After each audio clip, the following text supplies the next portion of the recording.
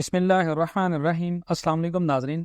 3 मार्च 2024 हमारी वीडियो का जो टॉपिक है वो है पाकिस्तान के अंदर प्लॉट, डॉलर, सोना, रियल एस्टेट से मुतल्लिक और इसके अलावा इंपोर्टेड आइटम्स और पाकिस्तान के अंदर हर वो चीज़ जो हमारे मुल्क के अंदर मैटर करती है डॉलर की बेस के ऊपर, वो महंगी होगी। आईएमएफ ने बड़ी रिपोर्ट क्या जारी की है, ये हमारी वीडियो का बेसिकली आज का टॉपिक है।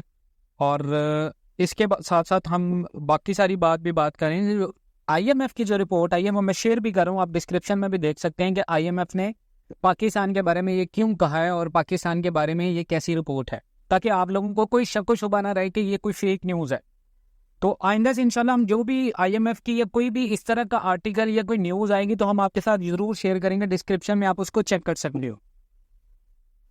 रवा माली साल के लिए पाकिस्तान के अंदर जो तरसीलात ज़र का हदफ है वो हासिल नहीं हो सकेगा, ये आईएमएफ ने साफ कहा है पाकिस्तान को। आईएमएफ ने कहा जी रेमिटेंस जितने भी हैं वो पाकिस्तान के अंदर जितने भी ये जो साल चल रहा है इसमें बहुत ज़्यादा कम आएंगे। आलमी इदारे ने ये जो साल चल रहा है इसके लिए मुकर्रर 30 अरब 53 करोड़ 40 लाख डॉलर्स रेमिटेंस का हदफ हासिल ना होने का पाकिस्तान को खतरा जाहिर कर दिया। अब इसके बारे में इसका क्या लिंक होगा, इसका लिंक ये होगा कि पाकिस्तान की जो जीडीपी है, हमारी जीडीपी सबसे ज़्यादा जो मैटर करती है वो डॉलर के ऊपर मैटर करती है, और इसके साथ साथ हमारी इकोनॉमी डॉलर के ऊपर मैटर करती है। और इकोनॉमी में जो रेमिटेंस है उसका कम होना इस बात की निशानदेही है कि पाकिस्तान के जितने भी ओवरसीज पाकिस्तानी हैं वो इंटरेस्टेड नहीं है। जब ओवरसीज पाकिस्तानी का जो इंडेक्स होता है, जो ग्राफ होता है, जब वो किसी भी मुल्क का गिरता है तो वहां पर फॉरेन डायरेक्ट इन्वेस्टमेंट भी कम होने के चांसेस होते हैं। आईएमएफ ने अपनी रिपोर्ट में जो माली साल चल रहा है इसमें यानी कि रेमिटेंस है वो पीटीआई हुकूमत के आखिरी माली साल के मुकाबले में कम रहने का एस्टिमेट लगा दिया है। और मैंने ये 12 आपको वीडियोस में कहा था कि ओवरसीज पाकिस्तानी या ओवरसीज तबका जितना भी है वो पीटीआई को सपोर्ट करता है, और पाकिस्तान के अंदर जो मकामी पाकिस्तानी हैं वो ज्यादातर जो है वो पीएमएलएन को सपोर्ट करते हैं, जो इस वक्त हालात चल रहे हैं। अब आईएमएफ ने अपनी रिपोर्ट में गुज़िश्ता माह की साल में रेमिटेंस का जो एस्टिमेट लगाया वो करीबन 29 अरब 47 करोड़ डॉलर्स का लगाया, और अगले माली साल में जो रेमिटेंस है वो 31 अरब 17 करोड़ डॉलर्स पर जो है वो पहुंचने का इम्कान जाहिर किया। अब इससे पाकिस्तान के अंदर क्या होगा कि अगर तो बनती है हुकूमत नून लीग की, यानी पीएमएलएन की हुकूमत की बात करते हैं, तो ये 110% चांसेस है कि आपका जो डॉलर होगा वो कंट्रोल में आएगा। लेकिन एक दफ़ा ये जंप करेगा, जंप करने के बाद पाकिस्तान के अंदर इन्फ्लेशन कंट्रोल होगा। इन्फ्लेशन कंट्रोल होने के बाद पाकिस्तान के अंदर जो तबके बहुत ज़्यादा ऊपर जाने वाले हैं, ये तबके बहुत ज़्यादा ऊपर जाएंगे, उनमें है रियल एस्टेट। और जितने भी रियल एस्टेट डेवलपर्स हैं वो ज़्यादा कंस्ट्रक्शन इंडस्ट्री से रिलेटेड है। और पाकिस्तान के अंदर कंस्ट्रक्शन एक्टिविटीज़ में अगर आपने कोई प्लॉट लिया तो आज से 3 साल पहले जो प्लॉट लिए थे उनकी मार्केट वैल्यू आज नहीं थी। रियल एस्टेट बिल्कुल, क्योंकि पाकिस्तान के अंदर मुकम्मल बैन था, रियल एस्टेट की इन्वेस्टमेंट नहीं कर रहे थे लोग ज़्यादातर होल्डिंग कर रहे थे डॉलर में और गोल्ड में। और डॉलर और गोल्ड के बाद फिर बूम आया स्टॉक मार्केट का बूम लग गया। उसके बाद डॉलर भी कैप हो गया, गोल्ड भी कैप हो गया। रियल एस्टेट पहले से, क्योंकि टैक्सेस बहुत ज़्यादा थे, रिफॉर्म्स नहीं थे रियल एस्टेट के अंदर, आईएमएफ ने सब्सिडीज की कोई गुंजाइश नहीं छोड़ी। लेकिन उसके बाद अब पाकिस्तान के अंदर आईएमएफ ने मजीद ये कहा है कि आपका जो रेमिटेंस ग्राफ है वो मुकम्मल गिर जाएगा।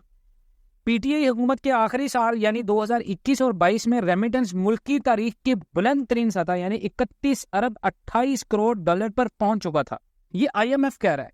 लेकिन जब पीटीआई हुकूमत का जो माली साल है उसके एक माली साल में जो रेमिटेंस है उसकी ज़र में तकरीबन 4 अरब डॉलर कमी हुई, और माली साल 2022 और 23 में रेमिटेंस 27 अरब 33 करोड़ डॉलर्स पर आ गई थी। आईएमएफ की एस्टीमेट से ये जाहिर होता है कि आइंदा 4 साल के दौरान भी पाकिस्तान के रेमिटेंस में इजाफे की जो रफ्तार है वो बहुत ज़्यादा सुस्त रहेगी।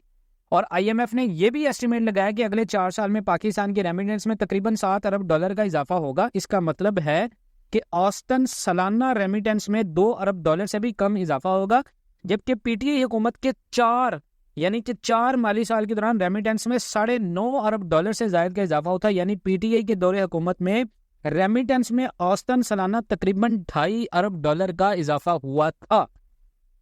अब पाकिस्तानी क्या सोच रहे हैं आप देखें, जितने भी ओवरसीज पाकिस्तानी हैं वो पीटीआई को सपोर्ट करें। ये कोई भी पॉलिटिकल बाइस वीडियोस नहीं है, इसको बिल्कुल इस चीज को नहीं, हम रियलिटीज की बात करें तो रियलिटीज को देखते हुए डेफिनेटली ये बात है। लेकिन अगर हम बात करें कि इलेक्शन के फौरी बाद क्या सूरत हाल होने वाली है, तो पीएमएलएन की हुकूमत नजर आ रही है।